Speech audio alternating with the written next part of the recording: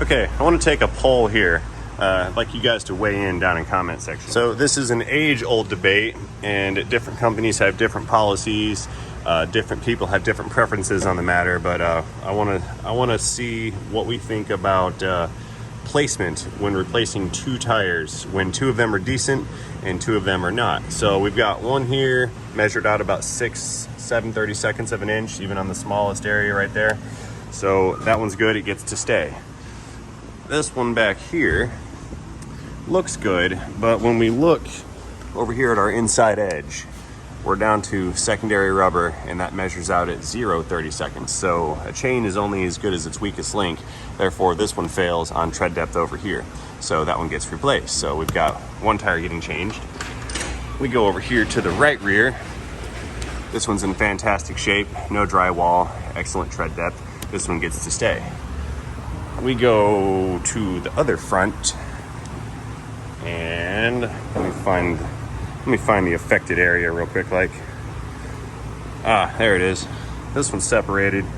You can see steel cords hanging out of it from the inside. This one's definitely a hazard, to say the least, and is getting replaced. So we're going to be putting two tires on this Hyundai. And the question is, it's a front wheel drive.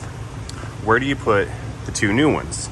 Do you take the two that are decent, that are going to stay, and put them on the front wheels and put the brand new ones on the back?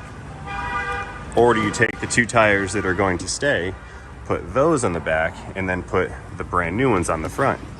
Does it matter if it's front wheel drive, or does it matter if it's rear wheel drive? Now, keep in mind, this is a highly debatable subject, and like I said, different companies have different policies. My thoughts on the matter is unless it's all-wheel drive, the drivetrain does not matter to me, whether it's front-wheel drive or rear-wheel drive, because I'm going to voice my opinion that new tires always go in the back. Now, hear me out before you re-out in the comment section on that one.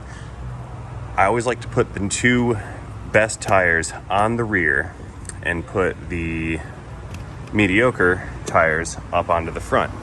And I do that for oversteer mitigation. And here's the scenario.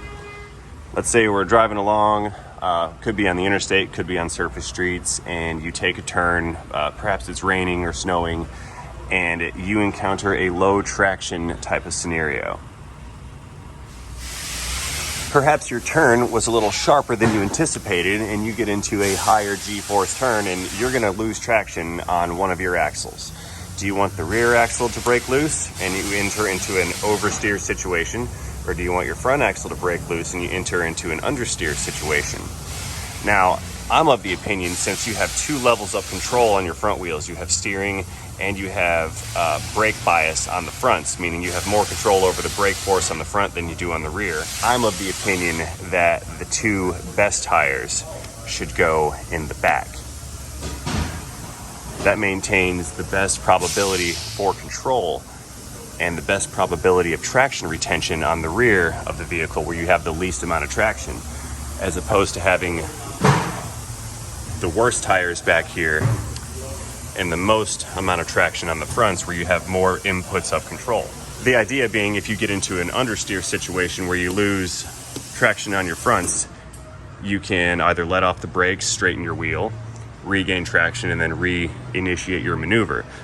Additionally, understeer is easier to regain control of than a situation of oversteer, which is when you lose traction in the rear of the vehicle during a type of turn. So that is my opinion on the matter on placement of new tires versus mediocre tires. But I want to know, like I said, what do you guys think? New ones in the front or new ones in the back? Voice your opinions down in comment land below. Thanks for watching. See you guys later. Have a great day.